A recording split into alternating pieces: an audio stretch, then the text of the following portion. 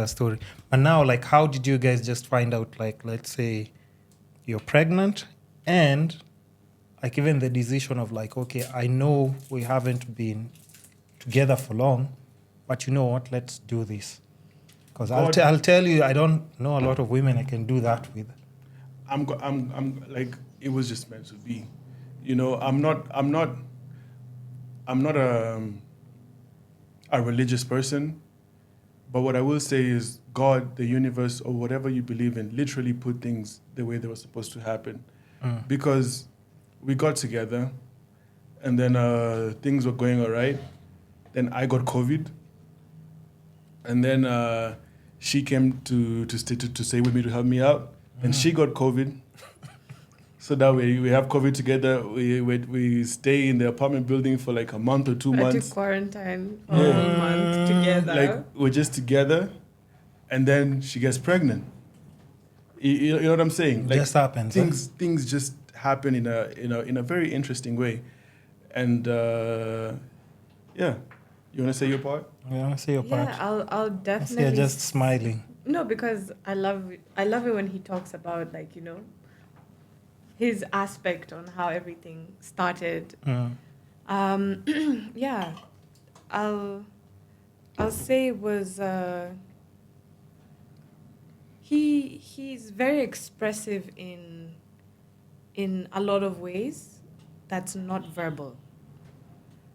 And he used to write me a bunch of messages, and he would always, you know, try and reach out when we were not together. And that for me is what really changed my mind about him. Yeah. And I remember I was down one day, and I opened this message from him, and I'm like, this guy again. And I opened the message, and he's like, I can see that, you know, your shine is going down. Please let me know. I'm here for you as a friend. Let me know how I can help you. And I'm like, how did this guy even know I'm down? And that day that I was down, he sent me that message. And we haven't been in contact. I've been avoiding him. And I was just like, oh, okay. Fast forward like a few months later, like 5 months later, we see each other, and I'm like, this is Amapiano, and he's like, oh, have a shot for old time's sakes. And I look at him, I'm like, bruh, relax.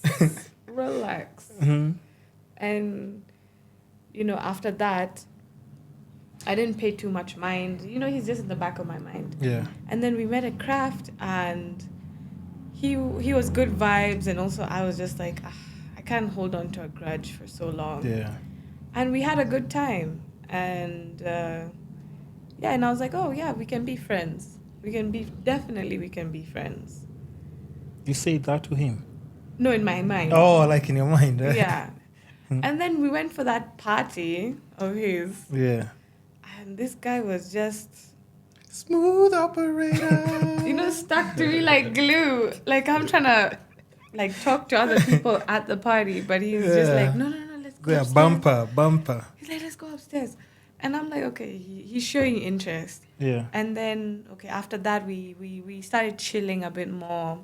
And it was an everyday kind of thing, whereby I had work late at night, and he was close to work. So I'd go stay at his place. And, you know, you're staying at somebody who... He never really technically asked me to be his girlfriend, which also bugged me a lot.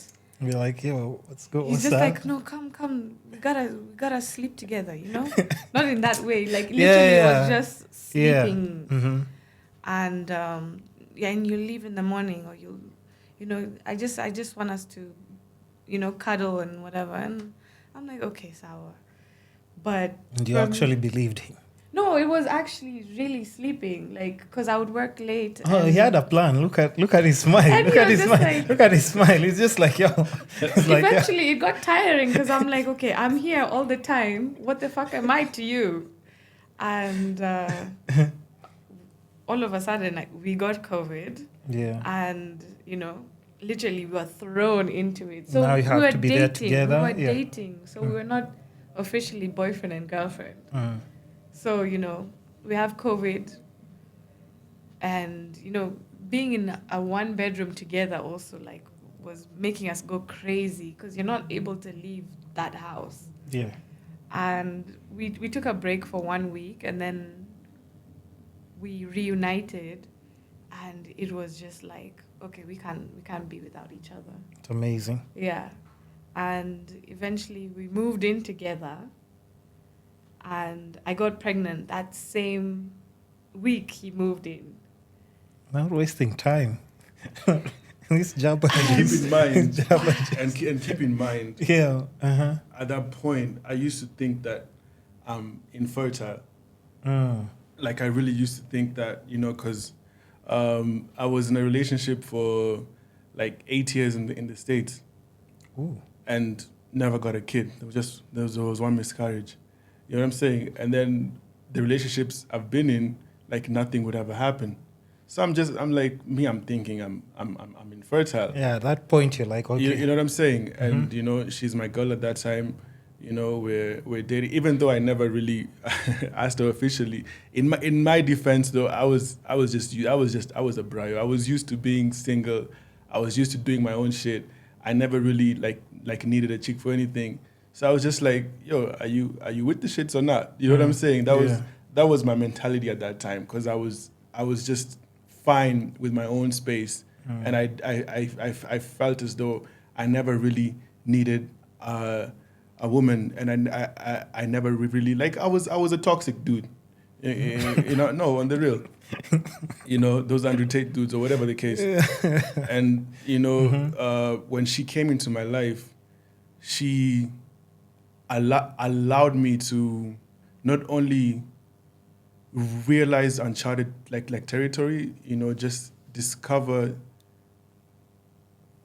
new ways, you know, and discover really how to get into the proper masculine energy, which also enabled her to get into the proper feminine